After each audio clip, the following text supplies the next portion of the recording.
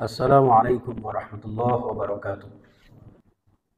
Sidang Jum'ah Masjid Al-Fajar di Geraha Sunan Ampel yang insya Allah dimuliakan Allah Subhanahu wa Ta'ala. Pertama dan utama, marilah kita senantiasa berusaha mengingatkan diri kita masing-masing dan juga saling mengingatkan di antara kita agar meningkatkan kualitas takwa Allah. Kita perkuat akidah kita, kita perbanyak amal-amal soleh kita perbaiki amal ibadah kita sempurnakan akhlakul karimah kita pererat ukhuwah, persaudaraan dan silaturahmi kita. Semuanya dalam rangka menunaikan, melaksanakan perintah-perintah Allah dan meninggalkan larangan-larangannya, agar kita senantiasa menuai bahagia fid din wad dunya wal akhirah. Jamaah sekalian rahimakumullah, insyaallah nanti malam seluruh umat Islam khususnya yang ada di Indonesia akan bertemu dengan satu tanggal yang sangat istimewa, di mana 27 Rajab ini jamaah sekalian merupakan bagian terpenting, bukan sekedar kemukjizatan Rasulullah, tapi juga output Isra Mi'raj yang kemudian dapat kita ambil filosofinya di dalam aspek kehidupan kita. Jamaah sekalian, sebagaimana yang kita ketahui bahwa latar belakang Isra wal Mi'raj pada tahun ke-11 kenabian beliau terjadilah Amul Khuzni atau tahun duka cita atas wafatnya Siti Khadijah dan pamanda tercinta Abu Thalib, di mana kedua orang ini yang membackup dakwah beliau, dan sesaat setelah meninggalnya kedua tokoh ini, maka orang-orang kafir Quraisy semakin gencar menyakiti dan mengganggu dakwah Rasulullah beserta para sahabatnya. Dan ini pula lah jamaah sekalian yang menggambarkan kepada kita bahwa ternyata seorang manusia pilihan sehebat, sedahsyat, semulia Rasulullah SAW ternyata juga pernah mengalami duka cita. Artinya dalam kehidupan kita tidak terlepas dari problematika. Apapun dalam hidup ini, siapapun kita, apapun latar belakang kita, pasti akan mendapatkan satu cobaan dan ujian dalam kehidupan. Alladzi khalaqal mauta wal hayata liyabluwakum ayyukum ahsanu amala. Bahkan Allah ciptakan kehidupan dan kematian ini pada dasarnya adalah menguji kita sekalian. Siapa di antara kita yang terbaik amaliyah-amaliyahnya. Jamaah rahimakumullah. Maka solusi terbaik yang dicontohkan Rasulullah ketika mendapatkan masalah, ternyata beliau fafirru ilallah, larinya kepada Allah. Wa ufawwidu amri ilallah, menyerahkan semuanya kepada Allah. Maka beliau kemudian datang ke Ka'bah di Hijr Ismail, ditemani Sayyidina Abu Bakar dan Sayyidina Hamzah, yang kemudian datanglah malaikat Jibril membawa wahyu surah Al-Isra ayat pertama yang sering kita baca. Subhanalladzi asra bi 'abdihi lailan minal masjidil haram. Lailan minal masjidil harami ilal masjidil aqsa alladzi barakna haulah linuriyahu min ayatina. Shadaqallahul azim. Maha suci Allah. Artinya Isra Mi'raj ini mempertaruhkan kemahasucian Allah. Berarti mukjizat yang dahsyat, mukjizat yang luar biasa yang diberikan Allah kepada Rasul kita Muhammad sallallahu alaihi wasallam.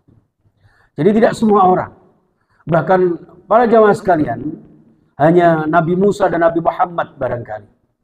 Bahkan Nabi Musa ketemu di Tur Sinai, bertemu dengan langsung.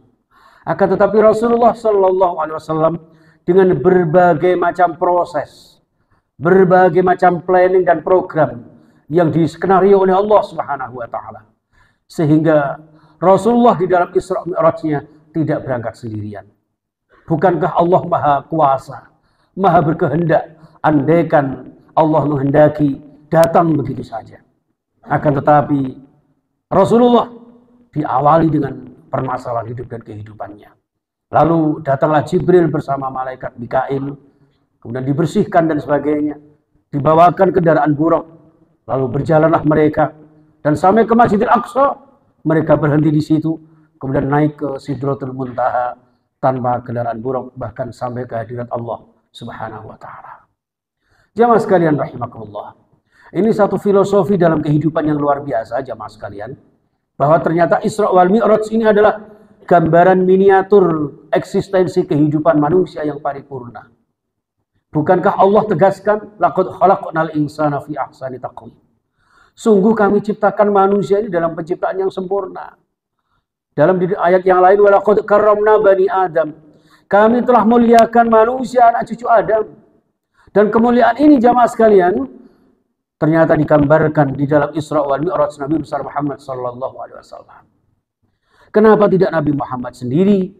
Ternyata jamaah, inilah solusi yang ditawarkan Allah kepada kita. Jadi kalau kita ingin menjadi manusia yang sempurna jamaah, insan kamil, manusia yang menjadi teladan dalam kehidupan kita, maka lengkapilah komponen hidup ini. Komponen Isra Mi'raj adanya Nabi Muhammad, adanya Buraq, malaikat Jibril dan Mikail. Berangkatnya pun dari masjid ke masjid, bukan dari masjid ke tempat yang lain. Kenapa? Karena Allah Subhanahu wa taala menciptakan manusia yang sempurna ini ternyata yulatu alal fitrah. Dilahirkan dalam keadaan suci, dilambangkan dengan Masjidil Haram, tempat yang suci. Sampai ke Masjidil Aqsa, tempat pamungkas jamaah sekalian. Dalam kehidupan dunia ini, ternyata juga ke tempat yang suci. Artinya diharapkan kita semuanya jamaah sekalian, yang lahir dalam keadaan fitrah ini, maka ditugaskan kita untuk beribadah. Al-Dhariyat 56. Wa ma khalaqtul jinna wal insa illa liya'budun. Kenapa kita harus beribadah? Dalam rangka mempertahankan kefitrahan kita jemaah. Sehingga ketika fitrah ini kita pertahankan, bahkan kalau perlu kita tingkatkan menjadi manusia yang suci, manusia yang mulia, baik dalam konteks vertikal kepada Allah maupun sosiokultural di tengah-tengah masyarakat kita jemaah. Tentu harapannya adalah ketika kemudian menjadi orang yang pamungkas dalam hidup kita, dalam mengakhiri ajal kita pun dalam keadaan suci, yakni husnul khotimah. Nah, dalam mencapai semua yang kita inginkan berangkat dari kesucian menuju ke tempat yang suci, husnul khotimah ini jamaah sekalian, tentu ada beberapa komponen. Di antaranya jamaah yang digambarkan Rasulullah adanya Muhammad, adanya Buraq. Kenapa pakai kendaraan Buraq? Inilah filosofi para ulama mengartikan hakikat Isra Mi'raj itu adalah bahwa Muhammad ini ibarat rohnya manusia, mental spiritual kita jamaah sekalian. Jadi substansi adanya Isra Mi'raj karena adanya Muhammad. Seandainya tidak ada Nabi Muhammad, barangkali tidak ada peristiwa Isra wal Mi'raj. Berarti tanpa adanya roh tidak ada kehidupan. Tapi roh ini pun tidak cukup, maka adanya Muhammad, ada kendaraan Buraq. Dari roh kita ada yang namanya kendaraan, namanya fisik kita, jasad kita. Dan rohani jasmani kita jamaah sekalian, ini sama-sama punya konsumsi, punya asupan-asupan. Mungkin kalian jenengan sering mengartikan bahwa yang kita berikan gizi terbaik adalah fisik kita. Padahal di dalam Indonesia, bangunlah jiwanya. Arti minimal zahir batin kita, fisik dan rohani kita, ada konsumsi yang terbaik. Rohani dengan berzikir kepada Allah, tilawah Al-Quran, dengan majelis ta'lim dan sebagainya. Ini konsumsi rohani kita. Maka adanya rohani, kita perbaiki juga fisik kita. Kita jaga pola hidup kita. Dan itu pun nggak cukup jamaah sekalian. Maka adanya Jibril sebelah kanan. Bukankah Jibril penyampai wahyu? Berarti orang hidup memerlukan ilmu. Man arada dunya fa'alaihi bil ilmi. Wa man arada al-akhirah fa'alaihi bil ilmi. Bahagia sukses meraih dunia ukhrawi adalah dengan ilmu. Bahkan Al-Mujadalah ayat 11 Allah menegaskan menjadi jaminan kemuliaan seseorang adalah yarfa'illahu alladhina amanu minkum walladzina utul ilma darajat. Hanya dua golongan, hanya dua karakter dan indikasi orang yang mendapatkan derajat kemuliaan di sisi Allah Subhanahu wa taala, yakni satu orang beriman dan yang kedua orang yang memiliki ilmu yang bermanfaat di dalam kehidupan. Dan ini dicontohkan malaikat Jibril jamaah. Sehingga dalam perjalanan Isra Mi'raj itu Rasulullah dalam sebuah riwayat selalu bertanya ketika ditunjukkan audiovisual oleh Allah. Linuriyahu min ayatina. Ayat-ayat apapun yang dibentangkan Allah selama perjalanan Isra Mi'raj dipertanyakan, ditanyakan kepada malaikat Jibril alaihissalam. Artinya fas'alu ahla dzikri in kuntum la ta'lamun. Bertanyalah kepada ahli ilmu ketika kita tidak tahu. Baik urusan dunia maupun akhirat kita. Ini jamaah sekalian rahimakumullah. Pentingnya kita. Maka ayat yang pertama kali bukan perintah sholat, bukan perintah haji. Tapi iqra' bismi rabbikal ladzi. Betapa pentingnya ilmu. Dan jamaah sekalian, yang lebih sempurna lagi jamaah sekalian, ternyata bukan hanya malaikat Jibril, di samping kiri malaikat Mikail. Malaikat Mikail simbol materi, pembagi rizki. Berarti tidak hanya cukup ilmu, tidak hanya sehat rohani jasmani, didukung juga dengan materi rizki yang halal dan thayyibah mubarakah.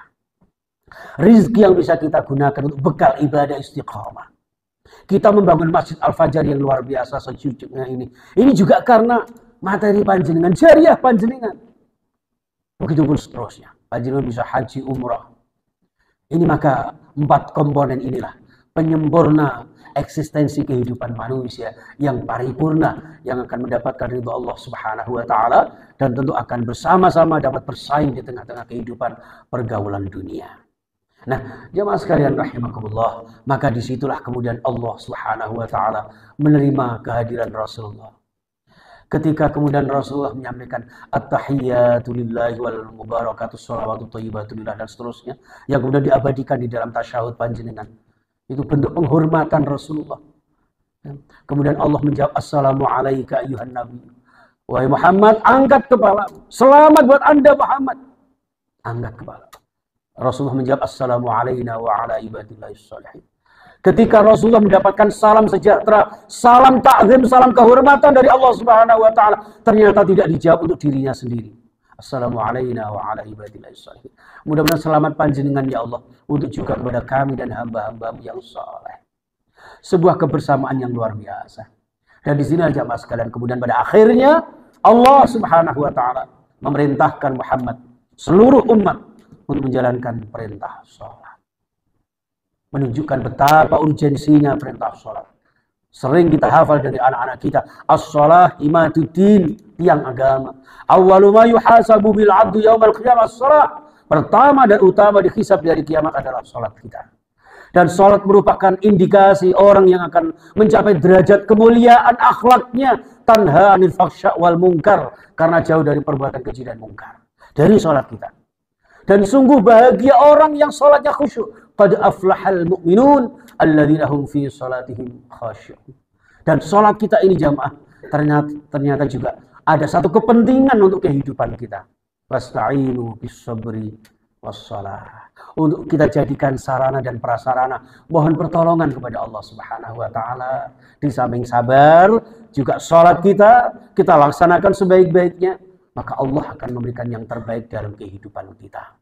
Inilah jamaah sekalian rahimakumullah, sehingga sholat tidak bisa kita tawar-tawar lagi dimanapun, kapanpun, dalam keadaan apapun. Selama kita masih normal akal kita wajib sholat. Yang ada hanya rukhsah, dispensasi, keringanan. Dan betapa pentingnya ini, berarti Allah memperhatikan kita. Semakin kita memperhatikan sholat kita, Allah pun semakin memperhatikan kita. Semakin kita meremehkan sholat kita, maka Allah pun membiarkan hidup kita. Padahal kebutuhan kita, problematika hidup kita begitu banyak dan kompleks jamaah sekalian. Untuk itu jamaah sekalian, melalui peristiwa ini, marilah kita introspeksi diri kita masing-masing. Sudahkah kita menjadi ahsani taqwim? Sudahkah kita menjadi insan kamil, insan karim, manusia yang paripurna dengan 4 komponen itu? Atau mungkin sudahkah kita menunaikan tugas-tugas penghambaan kita sebagai hamba Allah? Jangan-jangan selama ini kita hanya mengaku sebagai hamba Allah, tapi menjauhkan diri dari tugas-tugas penghambaan kita kepadanya. Padahal kita senantiasa jamaah sekalian dipanggil Allah, ya ayyatuhan nafsul mutmainnah. Orang yang menghambakan diri kepada Allah, melaksanakan tugas-tugas penghambaan ini, maka akan menjadi jiwa-jiwa yang mutmainnah. Ya ayyatuhan nafsul mutmainnah, irji'i ila rabbiki radiyatan maradiyah. Selalu mengembalikan segala kehidupannya kepada Allah. Fadkhuli fi ibadi. Itulah indikasi hamba-hamba Allah yang sejati. Maka wadkhuli jannati, akan mendapatkan bahagia hakiki, bahagia surga duniawi, bahkan surga hakiki di surga nanti, di akhirat nanti. Amin ya rabbal alamin. Dan bukankah itu menjadi doa kita sehari-hari jamaah?